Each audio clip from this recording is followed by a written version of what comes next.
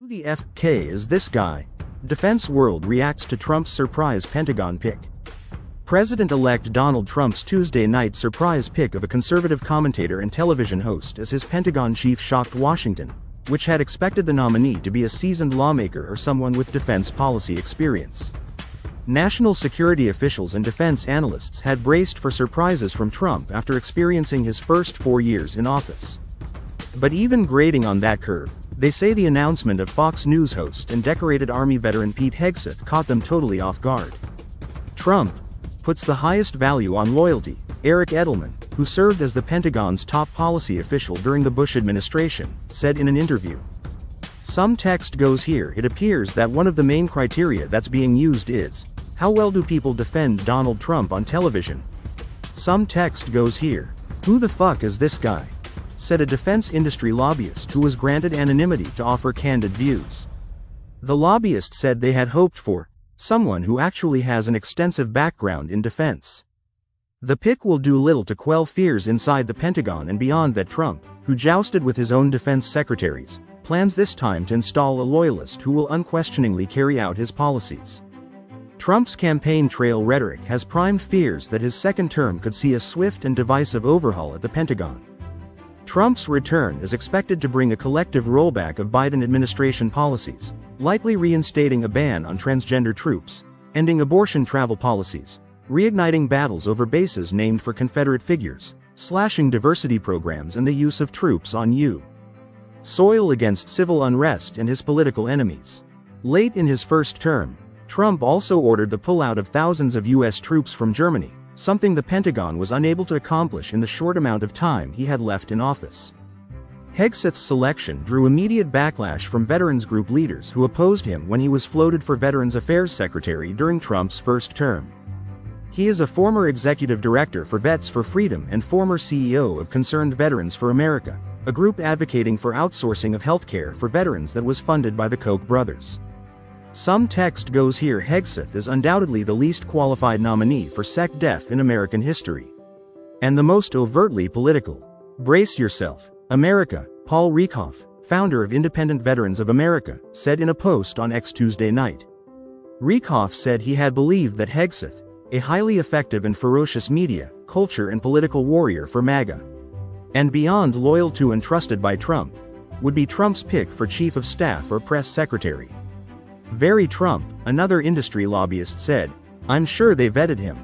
During the first Trump administration, Hegseth played a pivotal role in several episodes in which Trump inserted himself in the military justice system in order to grant clemency to troops convicted of war crimes. The pick ensures that his confirmation hearing will be must-see TV, with a pugnacious television personality used to sparring on national security and culture war issues squaring off against a Senate Armed Services Committee with both friendly backers and hostile interrogators ready for their own moment praising the president's pick or damning the choice. Some text goes here. The dumbest phrase on planet Earth in the military is "our diversity is our strength," Hegseth said on a podcast this month. Amid fears Trump may use his powers as commander-in-chief to purge the top generals or civil servants, politicizing the Defense Department, Trump's pick to be Pentagon chief has explicitly confirmed that he could target military leaders, including Joint Chiefs Chair General Brown, in an effort to remove diversity and inclusion programs at the agency. Some text goes here. First of all, you've got to fire the chairman of the Joint Chiefs, Hegseth said when prompted by podcast host Sean Ryan about reforming the military. Any general that was involved, any general, admiral, whatever, that was involved in any of the day woke shit has got to go. I'm not going to be negative right now, because I want to learn more about his background and his approach to this stuff. So he'll go through the regular process, Rounds said. But so far, Trump's done an excellent job of choosing people that fit the mold that he wants for the different departments. It came as a surprise to me when they said that he was up for this, Rounds said of Hegseth. It came as a surprise to me when they said that he was up for this, some text goes here. One Senate staffer predicted that Hegseth will make it through Senate confirmation, just fine. The top Democrat on the House Armed Services Committee, Representative Adam Smith of Washington, expressed concern that Hegseth doesn't have the experience to tackle the Pentagon bureaucracy. I confess I didn't know who he was until 20 minutes ago, Smith told reporters. I confess I didn't know who he was until 20 minutes ago, Some text goes here. He also said he's concerned about a Pentagon chief without extensive relationships with allies at a time when the US has a lot of irons in the fire in Asia, Europe and the Middle East.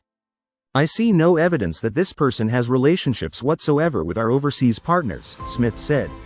I see no evidence that this person has relationships whatsoever with our overseas partners. Some text goes here. Mike Waltz, a fellow National Guard vet who is leaving his Florida House seat to become Trump's national security advisor, posted on social media that the Pentagon is in need of real reform, and they're getting a leader who has the grit to make it happen. Hegseth graduated from Princeton and then joined the Army National Guard. He served in Iraq and Afghanistan and earned 2 Bronze Stars. One expert said he was expecting the Pentagon pick to be a seasoned defense policy professional. Some text goes here. I think it's a surprising pick, someone who's a TV personality when the entire rhetoric from Trump and everyone else is that the world is falling apart and you pick someone who is not necessarily the most experienced, said Max Bergman, a former Obama administration official now at the Center for Strategic and International Studies think tank. Some text goes here. Shocking is sort of an understatement when it comes to that appointment for Secretary of Defense. This is why you want the Senate to carefully scrutinize nominations to ensure this person is in fact qualified, Bergman added.